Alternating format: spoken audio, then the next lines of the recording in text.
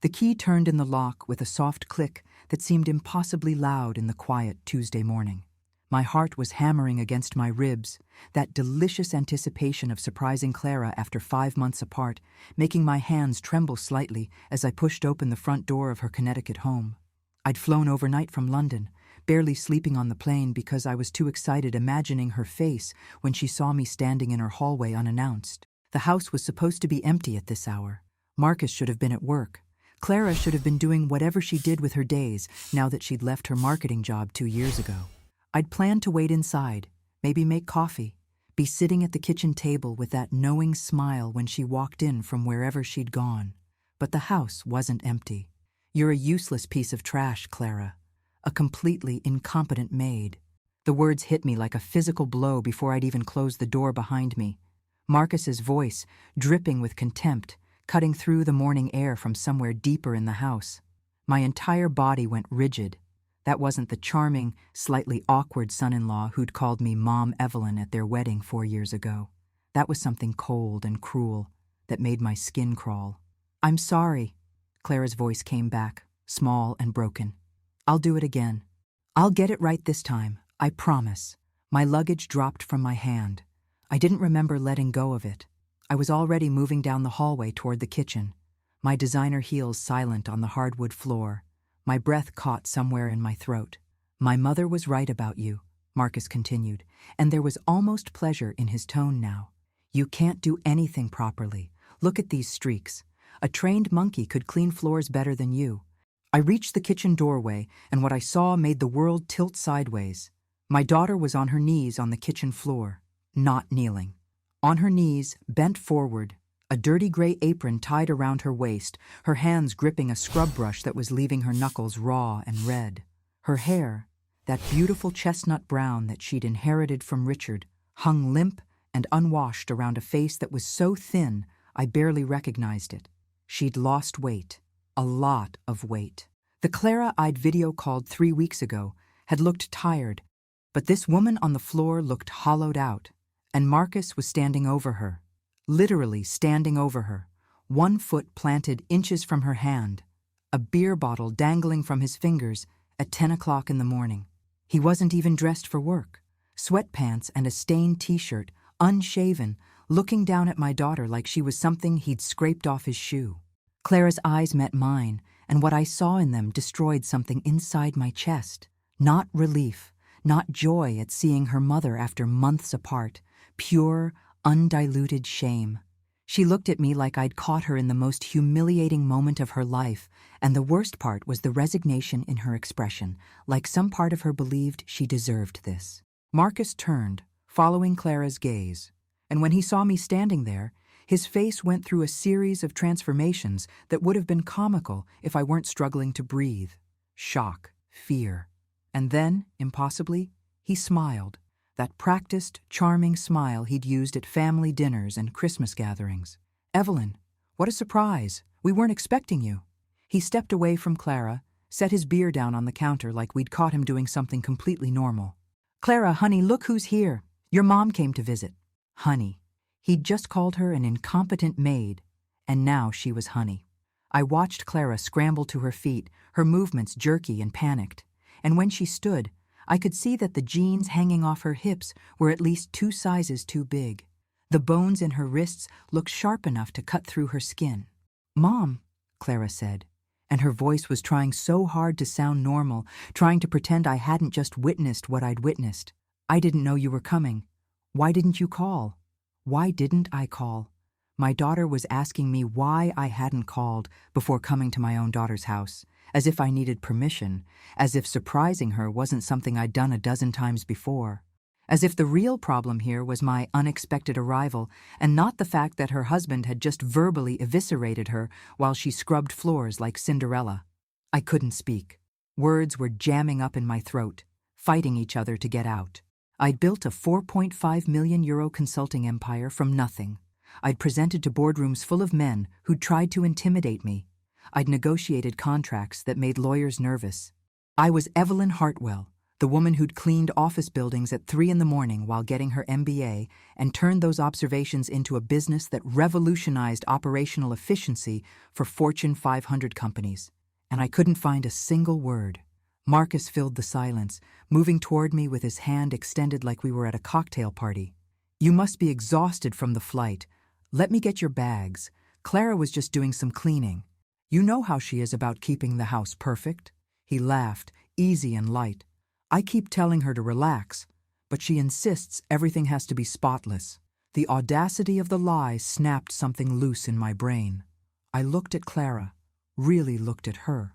The apron was stained and worn, not the cute, decorative kind people wear for baking photos. This was a working apron, used daily, spotted with God knows what. Her hands were shaking as she tried to smooth down her hair. There were dark circles under her eyes that makeup couldn't hide because she wasn't wearing any makeup. Clara, who used to spend 20 minutes on her morning routine, who'd had a whole shelf of skincare products, looked like she'd stopped caring about her appearance entirely, or stopped being allowed to care. "Clara," I said, and my voice came out steadier than I felt. "Get your purse. You're coming with me." "What?" Marcus's smile faltered. "Evelyn, that's not necessary.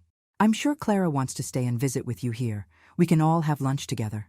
I ignored him completely. "Clara, get your purse, now." "Mom, I can't just leave," Clara said, but her voice was so uncertain, so small. "I have things to do here. The house needs cleaning, and Marcus hasn't had lunch yet, and—" Marcus is a 32-year-old man who can make himself a sandwich. I stepped into the kitchen, my eyes never leaving my daughter's face. "You're coming with me. We're going to get coffee, or breakfast, or we're just going to drive. But you're not staying here right now." "Evelyn, with all due respect," Marcus started, and I finally looked at him directly. Really looked at him. Saw the panic starting to crack through that practiced charm. Saw a man who knew he'd been caught doing something indefensible and was desperately trying to explain it away. "You have no idea how much respect I'm showing you right now by not saying what I'm actually thinking," I said, my voice ice. "Clara, I'm going to ask you one more time. Get your purse and come with me, or I'm calling the police and asking them to do a wellness check on you." Would I actually call the police? I didn't know, but something in my tone must have convinced Clara because she nodded, just a tiny movement of her head, and started toward the hallway where I assumed her purse was kept. Marcus moved to block her path. Not aggressively, just shifted his weight so he was between Clara and the exit.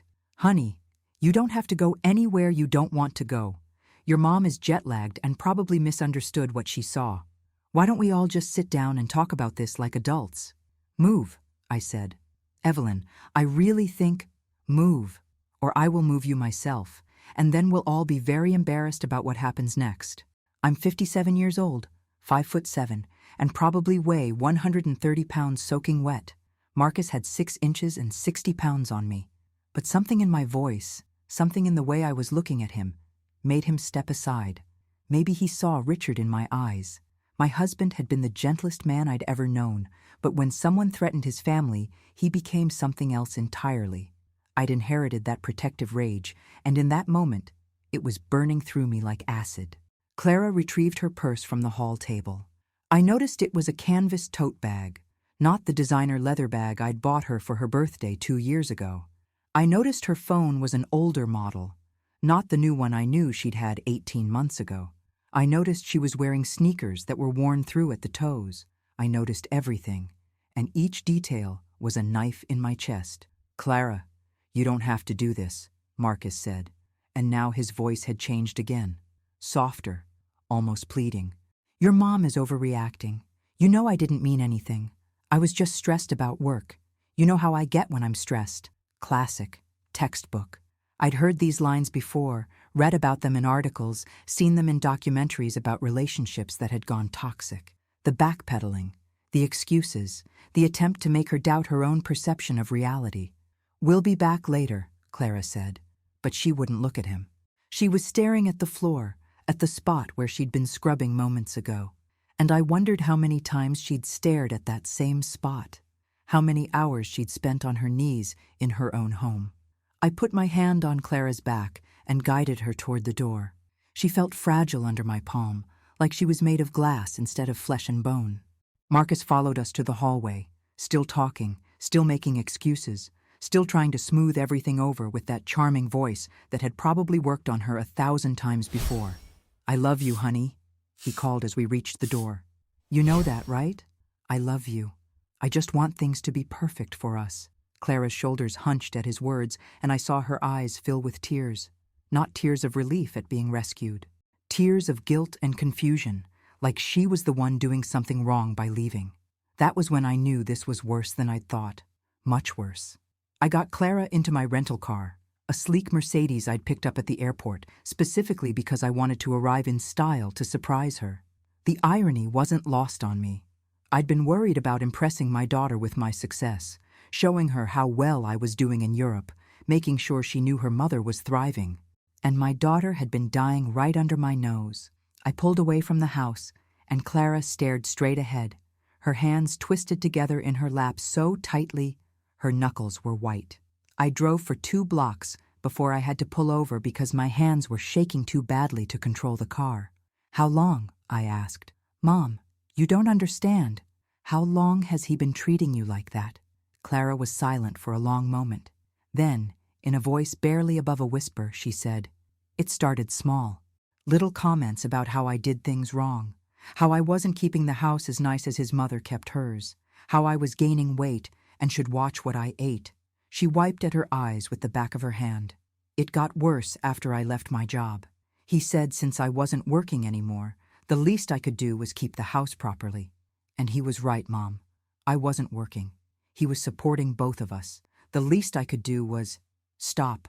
I reached over and took her hand, those thin, trembling fingers that used to confidently type presentations and shake hands with clients and wear the beautiful engagement ring Richard and I had helped her choose.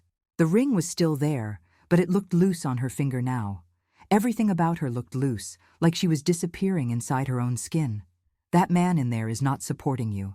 That man is destroying you. And I'm going to fix this." "You can't fix this, Mom," Clara said, and she sounded so defeated, so tired. "You don't understand how complicated it is. You live in London. You have your business and your life. This is my life. This is my marriage. I made vows. Vows work both ways," I said. "And I'm pretty sure honor and cherish doesn't include calling your wife an incompetent maid while she scrubs floors." Clara started crying then. Really crying. The kind of tears that come from somewhere deep and broken. I held her hand and let her cry, sitting in a rental car on a quiet Connecticut street, watching my daughter fall apart while her husband was probably inside their house right now, strategizing how to spin this situation, how to explain it away, how to convince her it was all a misunderstanding. But I'd seen his face when he thought no one was watching. I'd heard his voice when he felt powerful and in control. I knew exactly what Marcus Bennett was, and I was going to make sure everyone else knew it too. I just didn't know yet how much worse it was going to get before it got better. I took Clara to a hotel 20 minutes away, checked us into a suite, and watched her collapse onto the sofa like someone had cut her strings. She still hadn't stopped crying, these quiet, exhausted sobs that were somehow worse than screaming. I ordered room service, called the front desk to ensure we wouldn't be disturbed, and sat down across from her with a box of tissues and 8 years of maternal guilt pressing down on my chest like concrete. 8 years. That's how long it had been since Richard died. Clara was 21 when we lost him, finishing her senior year at Boston University with a double major in marketing and communications. She was brilliant, vibrant, full of plans and dreams. Richard and I used to joke that she'd gotten his charm and my drive, the perfect combination for taking over the world. Then Richard's car was hit by a drunk driver on a Tuesday afternoon, and our world ended. What I didn't tell Clara at the time, what I couldn't tell her because she was drowning in grief and final exams, was that Richard had been drowning in debt. My wonderful, prideful husband had made investments he didn't understand, lost money he couldn't afford to lose, and hidden it all from me because he thought he could fix it himself. The life insurance barely covered the funeral and the mortgage. The rest of our assets were leveraged to the breaking point. I was 49 years old, a widow with a daughter in college, and exactly $743 in my personal checking account. I didn't tell Clara any of this.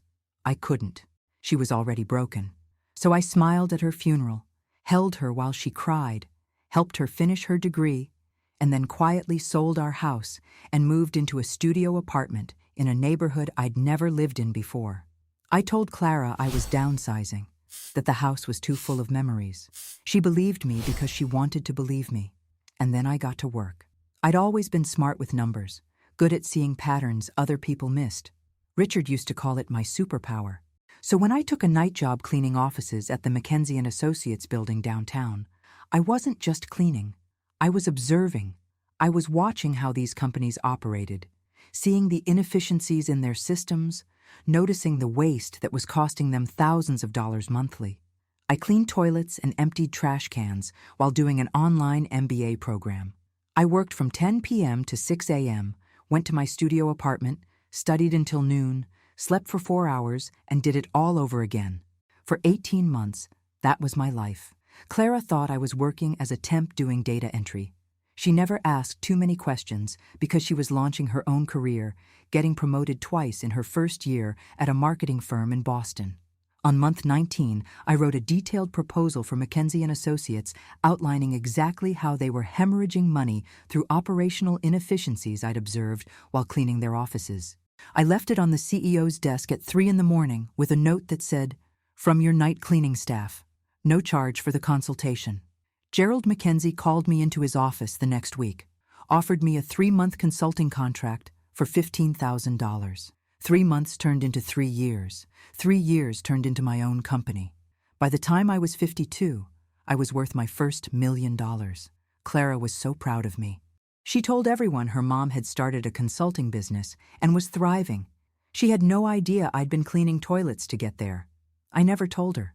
Part of me was protecting her from knowing how bad it had been. Part of me was protecting my own pride. By 55, I'd expanded internationally. A firm in London wanted to bring me on to restructure their European operations. The money was extraordinary. The opportunity was once in a lifetime. Clara was 26, established in her career, dating seriously. She didn't need her mother hovering anymore. Or that's what I told myself. "You should go, Mom," Clara had said when I told her about the London offer. "You've worked so hard for this. Dad would be so proud." I moved to London 3 months after Clara got engaged to Marcus. I told myself I was giving her space to build her marriage, to start her adult life without her mother watching over her shoulder. I told myself I'd visit often, that we'd video call weekly, that distance wouldn't change anything. I was lying to myself. The truth was easier than staying. Staying meant watching Clara build a life that would eventually mean I came second, third, fourth. Staying meant admitting that the little girl who used to crawl into my bed after nightmares was now a woman who'd chosen someone else to be her primary person. Leaving meant I could pretend I was prioritizing my career, being a modern woman, showing Clara that mothers could have ambitions beyond their children. Leaving meant I didn't have to feel left behind. I came back for the wedding, gave them $150,000 as a wedding gift, enough for a substantial down payment on a house. Marcus had seemed perfect at the time. Charming, attentive to Clara, from a good family. His mother, Patricia, was cold during the wedding planning, made a few comments about Clara not being from their usual circle, but I'd dismissed it as typical mother-in-law territorial behavior. I should have paid attention. After the wedding, I flew back to London and threw myself into work. Clara called every Sunday. She seemed happy, busy with her job, excited about decorating the new house, talking about maybe starting a family in a few years. Then, about 18 months ago, she mentioned she'd been feeling stressed at work, that Marcus thought maybe she should consider taking a break. "A break?" I'd asked, my video screen showing Clara looking tired but smiling. "Just to focus on us for a while," she'd said. "My job has been really demanding, and Marcus and I barely see each other. He thinks it would be good for our marriage if I stepped back." Every alarm bell in my body had gone off. "Clara, you love your job. You've been promoted 3 times. I know, Mom. But marriage is about compromise, right? And honestly, I have been exhausted. Maybe a few months off would be good." A few months had turned into 2 years, and every time I'd suggested she look for new work, she'd made excuses. The job market was tough. She was thinking about starting a family soon and didn't want to start a new position just to go on maternity leave. Marcus's business was doing so well that they didn't need her income right now. I'd believed her because I wanted to believe her. Because questioning too hard would mean admitting I should have stayed. Because from 4,000 miles away, it was easy to accept the version of Clara she presented on our weekly video calls, even when she looked progressively more tired, more thin, more distant. I'd failed my daughter by leaving. And then I'd failed her again, by not seeing what was happening when I visited twice a year, staying in their guest room for a week, being charmed by Marcus's hosting, being reassured by Clara's insistence that everything was fine. Looking at her now, curled up on the hotel sofa with her too thin frame and her defeated eyes, I realized I'd been failing her for years. And the worst part was that I'd built an empire while watching my daughter's world collapse. I'd been congratulating myself on my success, on showing Clara that women could achieve anything, while missing the fact that my own daughter was being systematically destroyed. "Tell me everything," I said, my voice steadier than I felt. "Start from the beginning. When did it start?" Clara wiped her eyes, stared at her hands for a long moment. "It was never one big thing, Mom. That's what makes it so hard to explain. He never hit me. He never even really yelled that much at first. It started with suggestions." "What kind of suggestions?" "That I should cook dinner the way his mother made it, that I wasn't cleaning the bathroom properly, that I was spending too much money on groceries." She laughed, a broken sound. "I started buying the cheaper brands. He said I was being smart about money. It felt good to make him proud." My hands clenched into fists. "Go on." "After I left my job, it got worse. He said since he was the only one working, I needed to handle everything at home. At first, I thought he was right. I mean, I wasn't bringing in income anymore. The least I could do was keep the house nice." She pulled her knees up to her chest. "But nothing I did was ever good enough. The floors weren't clean enough. Dinner was too salty or not salty enough. The laundry wasn't folded properly. He started giving me lists of things to do every day, checking them when he got home." "Lists?" I felt sick. "Detailed lists. What rooms to clean, how to clean them, what to make for dinner, when to have it ready. If I didn't finish everything, he'd get disappointed. Said I'd had all day and couldn't even manage simple tasks." She was talking faster now, words spilling out. "He started controlling the money. Gave me $50 a week for personal expenses. Said it would help me learn to budget better. I couldn't buy clothes without asking. Couldn't get my hair done. Couldn't meet friends for coffee without explaining where every dollar went. I thought about the worn canvas bag, the old phone, the 2 big jeans. Your friends, Clara, where are they? He didn't like them. Said they were bad influences. That they put ideas in my head about him being controlling. That they were jealous of our marriage." She met my eyes. "I stopped seeing them about 14 months ago. It was easier than fighting about it. Isolation, control, degradation. I'd read about this in articles, seen documentaries, heard stories from women who'd escaped abusive relationships. I'd never imagined my daughter would be one of those women. Never imagined that while I was giving presentations about operational efficiency in London, my daughter was being systematically broken down in Connecticut. "Why didn't you tell me?" I asked, and my voice cracked. "Because you're in London, Mom. Because you're successful and busy and important. Because I was embarrassed." She started crying again. "Because some part of me believed him when he said I was useless, that I couldn't do anything right, that I was lucky he put up with me." I moved to the sofa, pulled her into my arms, and held her while she sobbed. She felt so small, so fragile. This was my daughter who'd graduated with honors, who'd managed marketing campaigns for major brands, who'd been fierce and confident and brilliant, and I'd been too far away to notice her light going out. "I'm not going back to London," I said into her hair. "Not until we fix this. Not until you're safe." "Mom, you can't just—" "I can, and I will. You're my daughter, Clara. You're more important than any business deal, any client, any amount of money. I should have realized that years ago." I pulled back to look at her face. "But right now, I need you to understand something. What's happening to you is called abuse. Emotional abuse, financial abuse, psychological abuse. It has names. And it's not your fault." "He never hit me," she said, like that made it okay. "He didn't have to. He's been destroying you from the inside out, and that's worse." I wiped tears from her cheeks. "But here's what he didn't count on. He didn't count on me coming back. He didn't count on being caught. and he really didn't count on what I'm going to do next. Clara fell asleep on the hotel sofa around 2 in the afternoon, exhausted from crying and finally eating a proper meal for what I suspected was the first time in days. I covered her with a blanket, sat in the chair across from her, and made phone calls. The first was to Diana Foster, my best friend and one of the top family law attorneys in New York. We'd met 15 years ago at a Women in Business conference, bonded over terrible hotel wine, and shared experiences of building careers in male-dominated fields. She'd handled my estate planning, helped me structure my business, and once told me that if I ever needed her for anything, day or night, I should call. It was 3:30 p.m. when she answered. Evelyn Hartwell, calling from a Connecticut number. This should be interesting. I need you, I said. My daughter is in trouble. Diana's tone shifted immediately. What kind of trouble? I told her everything. The scene in the kitchen, Clara's condition, the 2 years of progressive isolation and control. Diana listened without interrupting, and when I finished, there was a long pause. I'm getting in my car right now, she said. Text me the hotel address. I'll be there in 2 hours. And Evelyn, don't let Clara go back to that house alone, not even to get clothes, not for anything. I wasn't planning to. Good. Because what you're describing is textbook abuse, and it typically escalates when the abuser realizes they're losing control. He knows you saw him. He knows you took her. He's going to try to get her back, and he's going to be very convincing. Diana arrived at 6:15, a striking black woman in her early 50s with silver-streaked locks and the sharp eyes of someone who'd seen too much human ugliness to be surprised by anything. Clara was awake by then, showered and wearing hotel robes because she had no other clothes.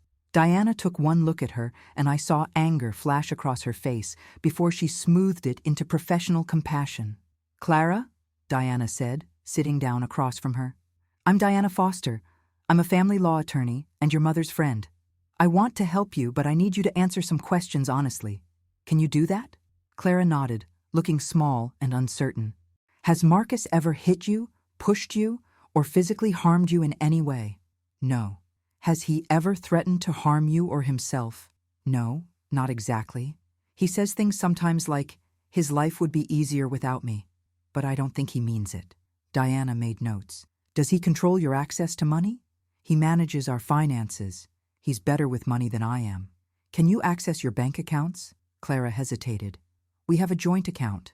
He gives me a weekly allowance for personal expenses. How much? $50. Diana's pen paused. $50 a week for a grown woman with no other income source. Does he monitor how you spend it? He just wants to make sure I'm being responsible. Clara, Diana said gently, I need you to hear something. Financial control is a form of abuse. Isolating you from friends and family is abuse. Degrading you, making you feel worthless, destroying your self-esteem, those are all forms of abuse. Your husband doesn't have to hit you to be abusing you. Clara's hands twisted in her lap. But I stopped working. He's supporting me. Doesn't he have the right to— No, Diana and I said simultaneously. Diana continued. Marriage is a partnership. The fact that one partner earns the income doesn't give them the right to control, degrade, or isolate the other partner. And Clara, I need you to understand something else. The fact that you're defending him right now, making excuses for his behavior, that's a sign of how effectively he's manipulated you. Tears started sliding down Clara's face again. I just don't know what's real anymore. He tells me I'm remembering things wrong, that I'm too sensitive, that I'm imagining problems that don't exist. And maybe he's right. Maybe I am too sensitive. That's called gaslighting, Diana said. And it's one of the most insidious forms of psychological abuse because it makes you doubt your own perception of reality. She leaned forward. Your mother saw what happened this morning. She's not imagining it. She's not too sensitive. She saw your husband verbally abusing you while you were on your knees scrubbing a floor. That happened. That was real. Clara nodded, wiping her eyes. Here's what I need from you, Diana said. I need you to trust your mother and trust me for the next few days while we figure this out. Can you do that? Okay, Clara whispered. Diana pulled out her tablet. I'm going to ask you more questions. Some of them will be uncomfortable, but I need honest answers so I can help you. First, do you have any documentation of Marcus's behavior? Texts, emails, recordings? No. He doesn't usually text things like that. It's mostly when we're alone. That's common. Abusers are often very careful about leaving evidence. Diana made more notes. Has he ever prevented you from leaving the house? Not physically, but he gets upset if I go places without telling him exactly where I'm going and when I'll be back. And he calls constantly when I'm gone to check on me. How many times would you say he calls during a typical outing? Clara thought about it. Maybe every 20 or 30 minutes. He says he worries about me. Diana and I exchanged glances. That's not worry, Clara. That's surveillance. What happens if you don't answer? He gets anxious, thinks something terrible happened. One time I left my phone in the car while I was in the grocery store for 45 minutes, and when I got back there were 17 missed calls. When I got home, he was so upset that I'd scared him that I promised never to do it again. So you modified your behavior to manage his emotions, Diana said. I guess so. That's another control tactic. Making you responsible for his emotional state so you're constantly walking on eggshells trying not to upset him. We talked for 2 more hours. Diana's questions were methodical, building a picture that got darker with every answer. Marcus had convinced Clara to close her personal bank account 18 months ago because married people don't need separate accounts. He'd taken over her phone plan and could see every call she made and received. He'd gradually stopped wanting to attend events with her friends until she stopped getting invited to things. He'd criticized her appearance so consistently that she'd stopped buying clothes or getting her hair done because she figured there was no point if he'd just find something wrong anyway. What about intimacy? Diana asked carefully. Has that changed? Clara's face went red. He says I'm not attractive to him anymore, that I've let myself go. We haven't been intimate in about 8 months, but you've lost significant weight in that time. He says it's not about the weight, it's about my attitude, that I'm not fun anymore, that I'm always stressed and it's not appealing. I felt rage building in my chest like a living thing. Marcus had systematically destroyed every aspect of Clara's sense of self-worth, isolated her from everyone who might help her, made her financially dependent on him, and then withheld affection as punishment for not being good enough. And through it all, he'd convinced her that everything wrong in their marriage was her fault. One more question, Diana said. If you could leave tomorrow and be completely financially stable and safe, would you want to leave this marriage? Clara was quiet for a long time. Then, in a small voice, I don't know. I made vows, for better or worse. Clara, worse doesn't mean abuse. Worse means job loss, illness, hard times you face together as a team. It doesn't mean one person systematically destroying the other. But what if I'm just not trying hard enough? What if I really am the problem? Diana closed her tablet and looked at Clara with an expression that was both fierce and compassionate. I've been practicing family law for 26 years. I've seen hundreds of cases like yours. And I can tell you with absolute certainty that you are not the problem. Your husband is abusing you, full stop. The question now is what you want to do about it. After Diana left to drive back to New York, with a promise to return the next day, I sat with Clara while she picked at the room service dinner I'd ordered. She'd eaten maybe a third of it before pushing the plate away. I can't eat anymore, Mom. My stomach's not used to big meals. That sentence broke something in me. How long has it been since you've eaten properly? I don't know. Marcus says I buy too much food and we waste too much money on groceries, so I've been trying to be more economical. Usually I just eat once a day. Whatever's left after I make his dinner. Clara, that's starvation. It's not that bad, Mom. I'm fine. She wasn't fine. She was 52 kilograms when she should have been at least 65. She had hollows under her cheekbones, and her collarbones jutted out sharply under her robe. My daughter was wasting away in her own home while her husband drank beer and criticized her cleaning. That night, I couldn't sleep. I lay in the hotel bed staring at the ceiling while Clara slept fitfully in the room's second bed, making small, distressed sounds that suggested her nightmares were as bad as her waking life. At 2 a.m., I got up and started searching online. I needed to understand what we were dealing with, needed to know how to help her. I read articles about narcissistic abuse, coercive control, financial abuse, psychological manipulation. I read stories from other women that sounded chillingly similar to Clara's experience. I read statistics that said it took an average of 7 attempts for a woman to leave an abusive relationship permanently, that the most dangerous time was when she first tried to leave, That economic abuse was one of the primary reasons women stayed, and I made a decision. I wasn't just going to help Clara leave. I was going to make sure she had every possible advantage, every resource, every piece of evidence she needed to be free of Marcus permanently. I was going to use every skill I'd developed building my business, every connection I'd made, every dollar I'd earned to protect my daughter. At 7 a.m., I hired a private investigator. His name was James Chen, came highly recommended by Diana, and specialized in domestic cases. I need everything, I told him on the phone while Clara was still sleeping. Financial records, daily activities, phone records if you can get them legally, evidence of affairs if they exist, everything. Time frame? He asked. How fast can you work? For what you're describing, I can have a preliminary report in 48 hours, full report in a week. Do it. Mrs. Hartwell, I should mention that this level of investigation isn't cheap. I didn't ask about price. I asked how fast you could work. Money is not a concern. Understood. I'll start immediately. Diana returned that evening with her associate, a sharp young man named Michael, who specialized in restraining orders and protective orders. They spread paperwork across the hotel suite's table, while Clara sat on the sofa, looking overwhelmed. Here's where we are, Diana said. Based on what Clara's told me and what Evelyn witnessed, we have grounds for divorce based on cruel and inhuman treatment.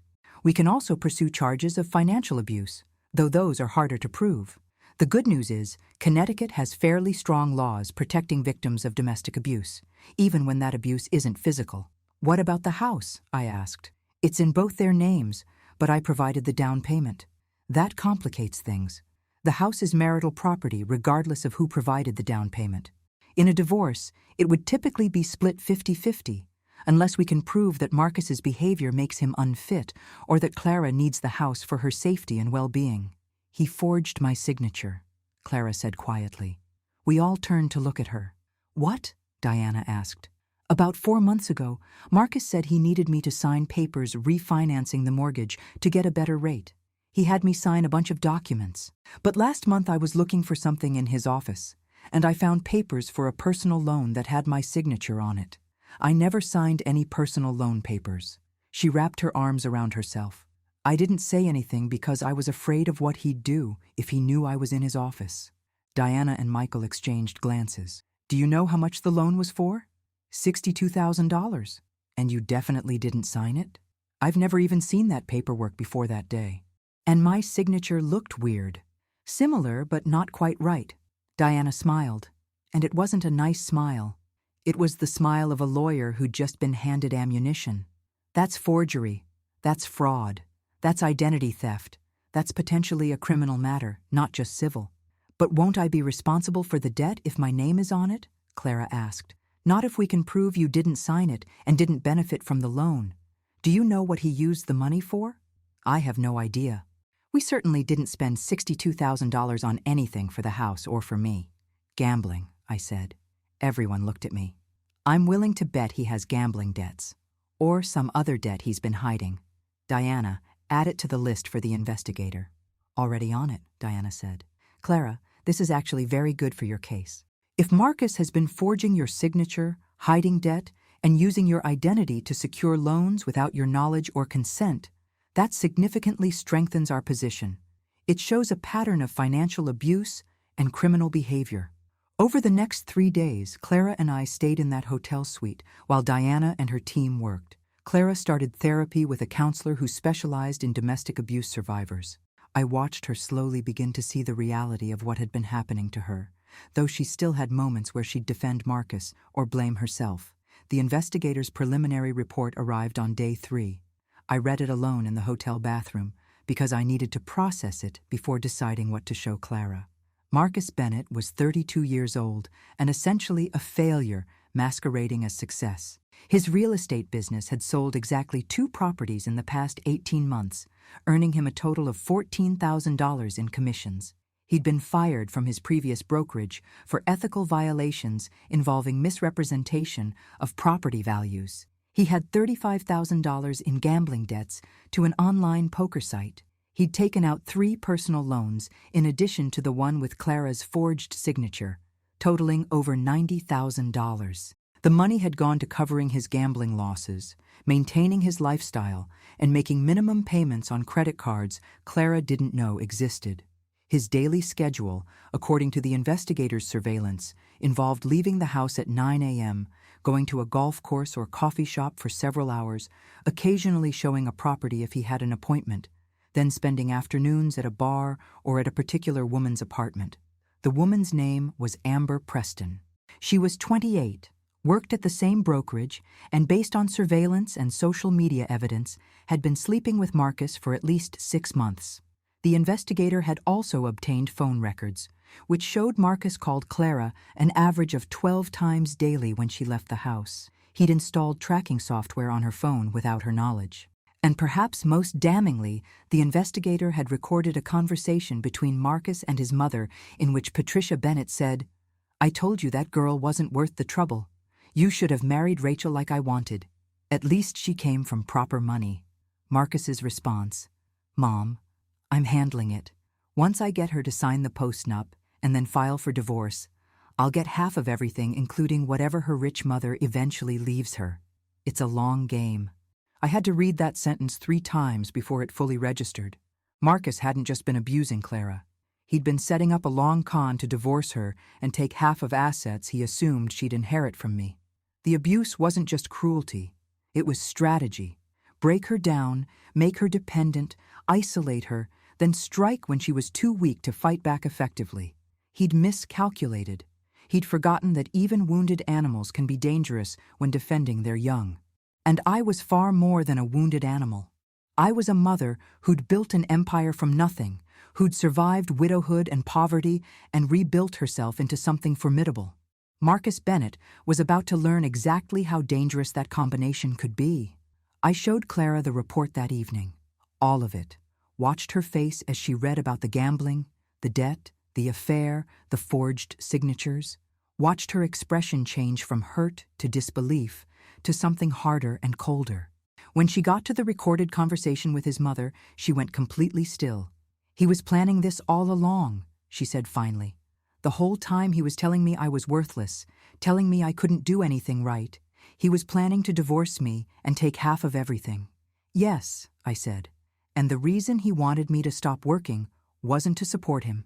It was to make me financially dependent so I'd be easier to manipulate." "Yes." Clara set down the report and looked at me. For the first time in days, I saw something other than defeat in her eyes. I saw anger, clean, sharp, righteous anger. "What do we do now, Mom?" I smiled. "Now we play chess, and we play to win." Diana laid out the strategy over breakfast on day 4.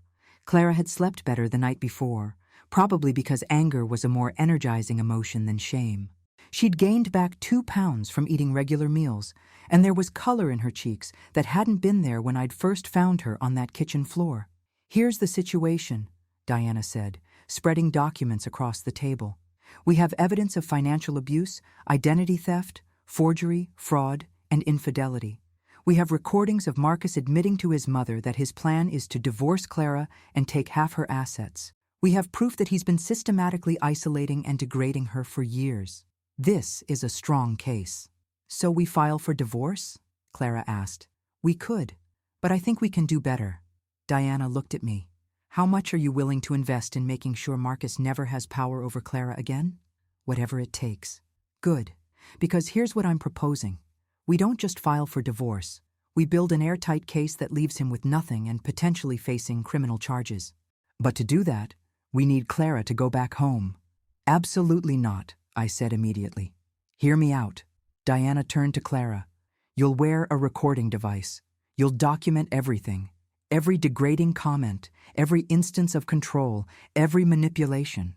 We need evidence in his own words, on tape, showing exactly what he's been doing to you.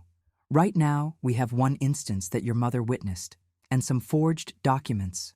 That's good, but it's not overwhelming.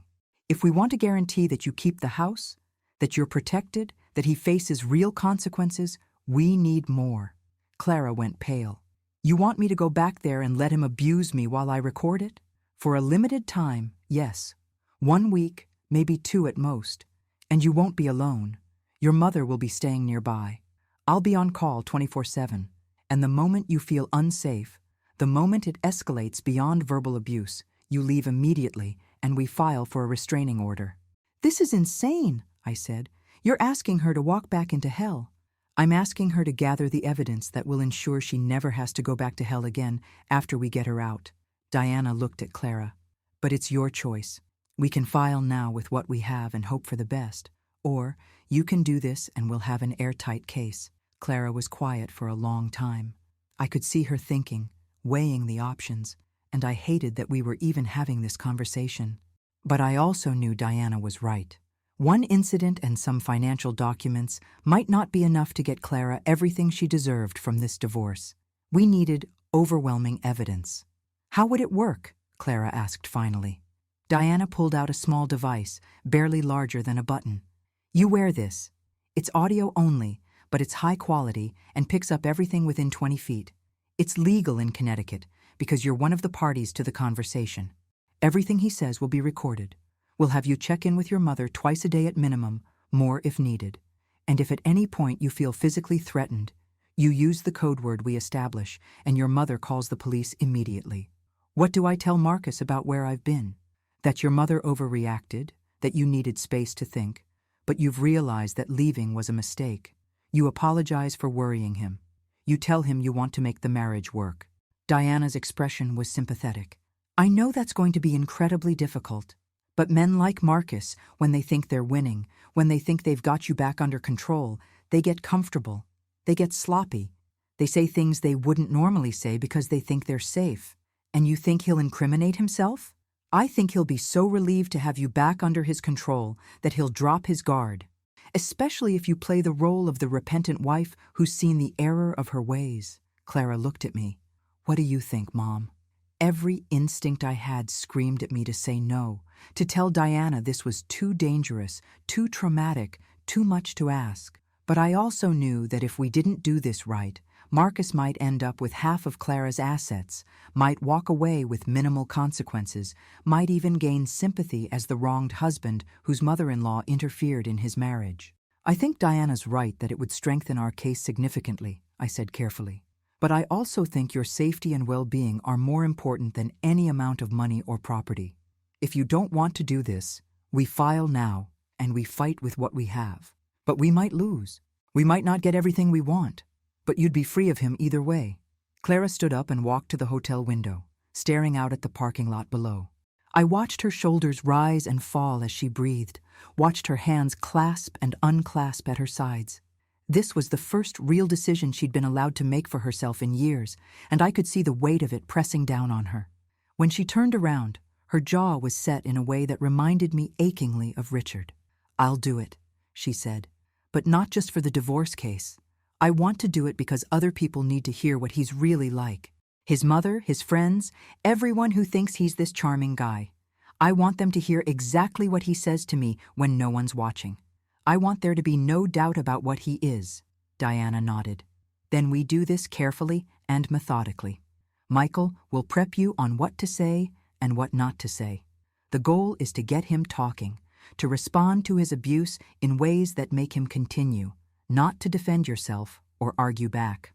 I know that's going to be counterintuitive to everything in you, but we need him to hang himself with his own words. When do I go back? Tomorrow. Today we prep you. We practice responses. We set up check-in times. We establish your safe word and emergency protocol. And we make sure you're as ready as possible." I spent the rest of that day watching Michael coach Clara on how to be the victim Marcus expected her to be, how to apologize for things that weren't her fault, how to accept blame for his anger, how to subtly prompt him to explain his behavior, to tell her what she'd done wrong, to detail exactly how she needed to change. It was nauseating, and it was necessary.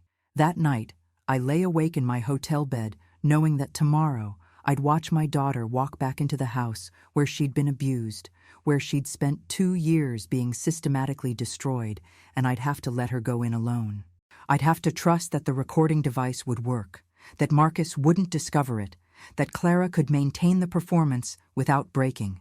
I'd built a business on calculated risks. This was the most terrifying risk I'd ever taken, and the stakes were my daughter's life. At 3 a.m., Clara came into my room and crawled into bed next to me, like she used to do when she was little and had nightmares. "I'm scared, Mom," she whispered. "I know, baby. I am too. What if I can't do it? What if I break down or say the wrong thing? Then you walk out and we file with what we have. Diana's plan is good, but it's not worth your safety or your sanity. Promise me something. Anything. Promise me that no matter what happens, no matter what he says about me or what lies he tells, you'll remember that I tried, that I fought back even when I was too tired to fight." I held her closer. "Clara, I will never forget how strong you are. And after this is over, I'm going to spend the rest of my life making sure you never forget it either." The next morning, I drove Clara home. We sat in the driveway for 5 minutes while she gathered her courage, the recording device hidden under her shirt, my phone number on speed dial, the safe word Nightingale memorized. "I can do this," she said, more to herself than to me. "You can do this," I confirmed. She got out of the car, walked to her own front door, and knocked. Because she no longer had her keys. Because Marcus had taken them while she was gone. Another small act of control we'd discovered when she'd looked for them that morning. Marcus opened the door. From where I sat in the car, I could see his face transform from suspicion to relief, to something that looked almost like love, but wasn't. It was possession. It was satisfaction. It was the look of someone who thought they'd won. He pulled Clara into a hug and over his shoulder. She looked back at me. Her eyes said what her mouth couldn't. "I love you. I'm scared. I'm doing this." Then the door closed, and my daughter disappeared back into her prison. And I drove away to wait and plan and prepare for the moment when we'd burn that prison to the ground. For 10 days, I lived in a state of controlled terror. Clara checked in twice daily as planned. Once at noon when Marcus was supposedly at work, once at 9 p.m. when he was in the shower. Each call lasted exactly 3 minutes. She'd say, "Everything's fine," in a tone that meant the opposite, and I'd have to accept it because we'd agreed she'd stay unless he became physically violent or she used the safe word. She never used the safe word. The recordings that came through were devastating. Diana had set up a system where the audio automatically uploaded to a secure cloud server every 6 hours. I listened to all of it, every word, forcing myself to hear what my daughter was enduring. Day 1, Marcus was careful. Almost sweet. "I'm so glad you came back, honey. I was worried sick. Your mother doesn't understand our relationship. She doesn't know how good we are together." By day 3, the mask started slipping. "You folded the towels wrong again, Clara. How many times do I have to show you? Are you stupid or just deliberately trying to upset me?" Day 5. My mother called. "She's disappointed in you. Said you embarrassed our family by running off like that. You need to call her and apologize." Day 7 was when I almost broke the agreement and called the police. Clara had burned dinner, not badly, just slightly overdone chicken. The recording captured Marcus's explosion, 20 minutes of him berating her, calling her worthless, incompetent, a burden he was tired of carrying. And then, quietly, almost conversationally, "You know what the problem is, Clara? You're broken. You were broken before I met you, and you're never going to be fixed. No one else would put up with you. You should be grateful I still keep you around." Clara's response, so small and defeated. "I know. I'm sorry. I'll do better." I listened to that recording in my hotel bathroom with the water running, so no one would hear me sob. This was my daughter. My brilliant, accomplished daughter who'd once managed million-dollar marketing campaigns. And she was apologizing for existing. Diana called that night. "We have more than enough. The recordings are damning. We have him on tape engaging in systematic emotional abuse, financial control, degradation, everything we need. We can pull her out now." "Does she know that?" "I told her this afternoon. She wants to stay 2 more days." "Why?" "Because Marcus's mother is coming for dinner tomorrow night, and Clara wants Patricia on tape too. She wants the whole family exposed." I couldn't decide if that was brave or insane. Maybe it was both. Patricia Bennett arrived at 6 p.m. on day 9. I know because I was parked down the street in my rental car, close enough to respond if needed, far enough away not to be noticed. Clara had texted me at 5:45. "She's coming. Wish me luck." The recording from that dinner was a masterclass in toxic family dynamics. Patricia Bennett was everything I remembered from the wedding planning, and worse. Within 10 minutes of arriving, she'd criticized Clara's outfit, the cleanliness of the house, the way the table was set, and the meal Clara had prepared. "Marcus, darling, you really should consider hiring help," Patricia said. "Clara clearly can't manage a household on her own, though I suppose that's what happens when people marry outside their class." "Mom, please," Marcus said, but he was laughing. "Clara's doing her best." "Her best isn't very good, is it? I mean, look at this roast. It's practically inedible." Clara's voice, tight and controlled. "I'm sorry, Patricia. I followed the recipe exactly." "Well, perhaps you followed the wrong recipe. A proper wife knows how to cook without relying on instructions." Patricia sighed dramatically. "You know, Marcus, it's not too late. Divorce is common now. You could find someone more suitable. We've discussed this, Mom. Have you?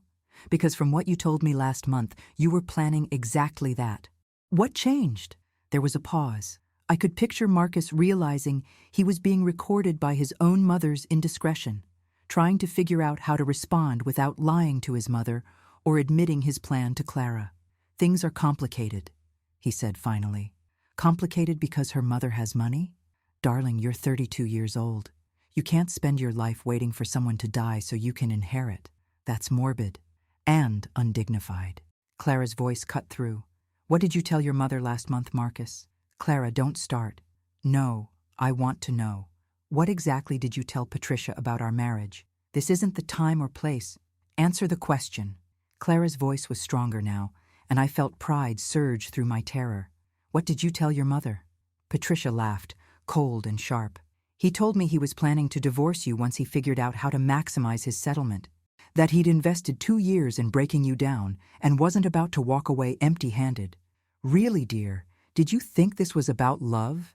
My son doesn't love you. He tolerates you because you're a financial investment." The silence on the recording lasted 5 full seconds. Then Clara spoke, and her voice was ice. "Thank you, Patricia. That's exactly what I needed to hear." "Where are you going?" Marcus's voice suddenly panicked. "Clara, sit down. I'm done sitting. I'm done apologizing. I'm done pretending that any of this is normal or acceptable. You're overreacting.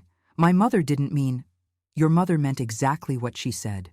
And so did you when you told her I was a financial investment. When you planned to divorce me and take half of everything. When you spent 2 years destroying me so I'd be too weak to fight back. You're being hysterical." "No, Marcus. I'm being clear for the first time in 2 years, and I'm leaving." The sound of a chair scraping. Footsteps. Then Marcus's voice, all pretense of charm gone. "You're not going anywhere. You walk out that door and you'll have nothing. No money, no home, nothing. You need me, Clara. You can't survive without me. That's where you're wrong." "Really? Where are you going to go? What are you going to do? You have no job, no income, no friends because you drove them all away with your neediness. You're nothing without me. I have my mother. And I have something else you didn't count on." "What's that?" "Everything you just said, every word, recorded and backed up to a secure server along with 10 days of you verbally abusing me, Patricia admitting to your plan, and evidence of fraud, forgery, and financial abuse. I have everything, Marcus, and you have nothing." The silence that followed was absolute. Then Marcus's voice, low and dangerous in a way I'd never heard before. "You recorded me? In my own house? My house. My name is on the deed too, remember? And yes, I recorded you. Every degrading comment, every manipulation, every lie. It's all documented. It's all evidence. You little bitch. Call me whatever you want.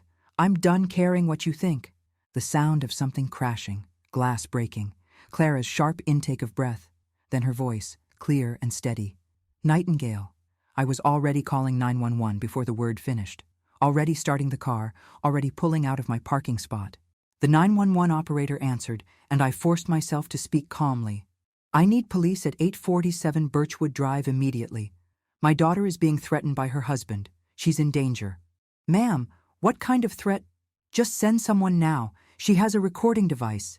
Everything is being documented. Just send the police now." I disconnected and called Diana while racing toward the house. She used the safe word. "I've called 911. The recording—" "I'm listening to it live," Diana said. "Police are being dispatched. I'm 10 minutes away. Evelyn, don't go in there alone." That's my daughter. And you'll be more help to her alive. Wait for the police. I pulled into the driveway just as I heard sirens in the distance. The front door was still closed. I could see shadows moving behind the curtains. I wanted to run inside, to physically put myself between Clara and whatever was happening in there, but Diana's words held me back. The police arrived 90 seconds later, which felt like 90 hours. 2 cars, 4 officers. I met them at the curb, words tumbling out. My daughter is inside. Her husband has been abusing her. She just used a safe word we established. She's wearing a recording device that's documented everything. Please get her out. The senior officer, a woman in her 40s with steady eyes, nodded. Ma'am, I need you to stay here. We'll handle this. They approached the house, knocked on the door. After a moment, Marcus answered. Even from the driveway, I could see his face transform into concerned confusion. Officers, is there a problem? We received a call about a disturbance at this address. There's no disturbance. Everything's fine. My wife and I were just having dinner with my mother. We'd like to speak with your wife, please. Of course, but I'm telling you, this is a misunderstanding. Her mother has been causing problems. She's been trying to break up our marriage. One of the officers stepped past Marcus into the house. I heard raised voices, Patricia's shrill protests, and then Clara appeared in the doorway. She was trembling, but standing straight, and when she saw me, she walked directly toward me without looking back. One of the officers accompanied her, and I noticed he'd positioned himself between Clara and the house, between my daughter and her husband. Clara reached me, and I wrapped my arms around her, felt her shaking against me. I did it, Mom, she whispered. I got everything we needed. You did perfect, baby. You were so brave. Diana arrived moments later, power walking up the driveway in 4-inch heels and a suit that meant business. She spoke briefly with the officers, showed them documentation, explained the situation. I heard phrases like systematic abuse, recording device, evidence of fraud, imminent danger. The police separated everyone. Marcus and Patricia were kept at the house. Clara, Diana, and I were taken to the police station to give statements and hand over the recordings. By midnight, we had temporary restraining orders against both Marcus and Patricia. By 2 a.m., Diana had filed emergency motions for divorce, exclusive use of the marital home, and protection of all assets. By sunrise, Marcus had been served with papers charging him with identity theft, fraud, and forgery for the loan documents he'd forged with Clara's signature. We sat in Diana's office as the sun came up, Clara wrapped in a blanket with coffee she wasn't drinking, Diana making phone calls to judges and colleagues, me holding my daughter's hand and trying to process that it was over. Except it wasn't over. The legal battle was just beginning. But the immediate danger was past. Clara was out. She was safe. She'd faced the monster in her home and emerged with the evidence that would destroy him. What happens now? Clara asked, her voice hoarse from crying and talking and giving statements. Now we wait for him to respond, Diana said, and we prepare for court. But Clara, you should know something. What you did, the evidence you gathered, it's extraordinary. Most victims never get this kind of documentation. You've given us everything we need to ensure you're protected. Will he go to jail? For the forgery and fraud? Possibly. Depends on the DA and whether they prosecute. But at minimum, he'll face serious legal consequences, and he'll never have power over you again. Clara nodded slowly, and then she looked at me. I'm sorry, Mom. For what? For letting it get this bad. For not telling you sooner. For making you worry. Clara, you have nothing to apologize for. You survived. You fought back. You're here. That's all that matters. I should have been stronger. You were strong enough, I said firmly. You survived 2 years of systematic abuse and came out the other side with evidence that will protect you and possibly help other women identify the same patterns. That's not weakness. That's incredible strength.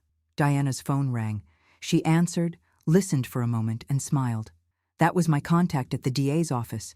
They're prosecuting the fraud charges. Marcus is being arrested this morning. Clara started crying again. But this time it was different. This time it was relief. 2 years of pressure releasing all at once. 2 years of fear and control and degradation finally ending. I held my daughter while she cried, and I thought about the woman who'd built an empire in Europe while her daughter suffered in Connecticut. That woman was gone. In her place was someone who understood that success meant nothing if the people you loved were drowning. I'd failed Clara by leaving, but I'd come back, and this time I wasn't going anywhere. The divorce took 4 months to finalize, which Diana said was remarkably fast for a contested case. It wasn't actually contested for long. Once Marcus's lawyer saw the recordings, saw the evidence of fraud, saw the criminal charges pending, he advised Marcus to accept the terms we offered. Clara kept the house, all of it. Marcus forfeited any claim to marital assets in exchange for Clara not pursuing additional civil charges for emotional distress and financial damages. He was ordered to pay all the fraudulent debts he'd accumulated in her name. He received 2 years probation for the forgery charges, 500 hours of community service, and a permanent restraining order that kept him at least 300 feet away from Clara at all times. Patricia Bennett tried to contact Clara twice through intermediaries, claiming she'd been misunderstood, that she'd only wanted what was best for her son. Clara blocked her number and never responded. Some bridges were better left burned. I sold my stake in the London consultancy for 3.2 million euros and opened a smaller office in Manhattan. I didn't need the empire anymore. I needed to be close to my daughter while she rebuilt her life. Clara started therapy 3 times a week. The first month was the hardest. She'd have panic attacks when she heard certain sounds, flinch when someone raised their voice, apologize compulsively for things that weren't her fault. Her therapist, Dr. Rebecca Shaw, said it was normal, that unlearning 2 years of conditioning took time.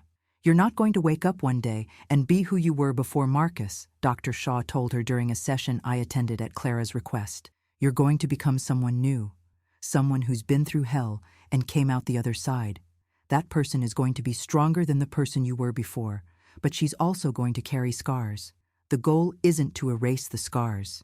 It's to learn to live with them. Clara moved back into the house 6 weeks after Marcus was removed. We spent a weekend redecorating, erasing every trace of him. The kitchen where I'd found her on her knees got completely renovated. Clara chose bright yellow walls and new appliances, turned it into something that felt nothing like the room where she'd been degraded. The bedroom where he'd withheld affection became her office. She bought a desk, a comfortable chair, filled the walls with her marketing awards from before the marriage, reminders of who she'd been and who she could be again. 3 months after the divorce was final, Clara started job hunting. She was nervous, convinced that the 2-year gap in her resume would make her unhireable. I helped her craft a narrative that was honest, without being vulnerable. She'd taken time off for personal reasons, was ready to return to work, and brought years of valuable experience. She got 3 offers, chose a tech startup that wanted a marketing director, and didn't care about the gap in her employment history. They cared that she'd managed successful campaigns for major brands, that she understood consumer psychology, that she interviewed with confidence and competence. Her starting salary was $135,000. When she told me, she cried. I'd forgotten what it felt like to be valued for what I can do instead of criticized for what I can't. 6 months post-divorce, I took Clara to dinner at an expensive restaurant in Manhattan. She'd gained back the weight she'd lost, though she said she'd never look at food the same way again. Every meal was still a conscious choice to nourish herself, to reject the voice in her head that said she didn't deserve to eat. I've been thinking, she said over dessert, about other women in situations like mine. Women who don't have mothers with resources, who don't have access to lawyers like Diana. What about them? I want to help them. I don't know how exactly, but I have the recordings. I have my story. Maybe I could speak at shelters or support groups. Maybe I could help other women recognize the signs before it gets as bad as it got for me. Pride swelled in my chest so intensely I had to blink back tears. I think that's a beautiful idea. And I think you'd be incredible at it. You don't think people would judge me? Think I was weak for staying? The people who matter won't judge you. And the ones who do, their opinions don't matter. I reached across the table and took her hand. You survived, Clara. And now you're choosing to use that survival to help others. That's the opposite of weakness. Clara started speaking at a local domestic violence shelter 2 months later. She'd come home from these sessions emotionally drained, but purposeful in a way I hadn't seen in years. She told me about women who heard her story and recognized their own relationships, who'd approached her afterward saying they'd thought they were going crazy, that hearing someone else describe their experience made them feel less alone. "I'm helping people, Mom," she said one evening, curled up on my sofa with tea. We had dinner together twice a week now, something we both needed. "I'm taking the worst thing that ever happened to me and turning it into something useful." A year after the divorce, Clara started dating again. Carefully, cautiously, with a therapist's guidance and a mother's protective oversight.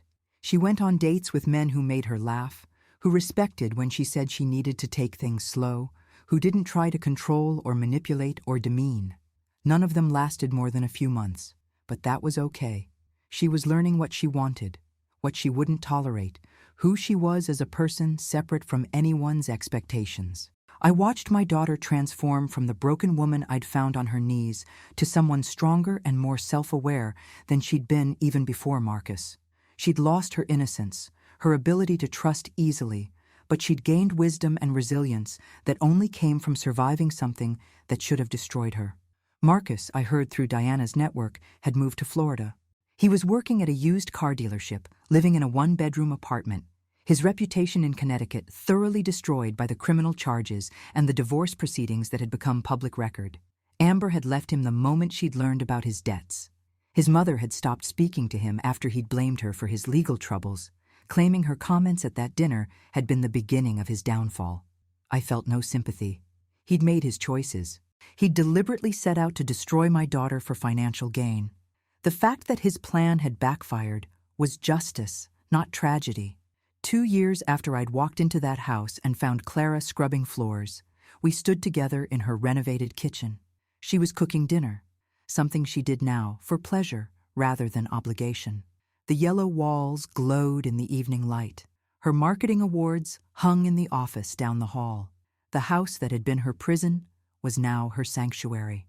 "Do you ever regret it?" she asked, chopping vegetables with confident efficiency. "Leaving London? Giving up the business you built?" "Never," I said, and I meant it. "I regret leaving in the first place. I regret not being here when you needed me. But coming back, helping you fight, that's the best thing I've ever done. Even better than building a €4 million consulting empire? Clara, I built that empire to prove I could survive without your father, to prove I was more than a widow with nothing. But none of it mattered when I thought I might lose you. I watched her work, this capable, strong woman who'd survived hell. You're my greatest success, not the business. You." She set down her knife and came to hug me, and we stood there in her sunny kitchen, two women who'd both survived their own versions of losing everything and had rebuilt themselves into something stronger. "I love you, Mom," she said. "I love you too, baby, and I'm never leaving again." That night, after dinner and wine and conversation that ranged from her work projects to my consulting clients to her plans to adopt a dog, I drove back to my Manhattan apartment. I thought about the woman I'd been 5 years ago, so focused on success and achievement that I'd convinced myself distance was the same as independence. I'd learned the hard way that success without presence was empty, that empires without connection were just buildings and bank accounts, that the real measure of a life well lived wasn't money or business achievements or international recognition. It was being there when the people you loved needed you. It was using your resources to protect rather than just accumulate. It was knowing that sometimes the bravest thing you could do was admit you'd been wrong and fight like hell to make it right. I'd walked into my daughter's house 2 years ago and found her on her knees, broken and defeated.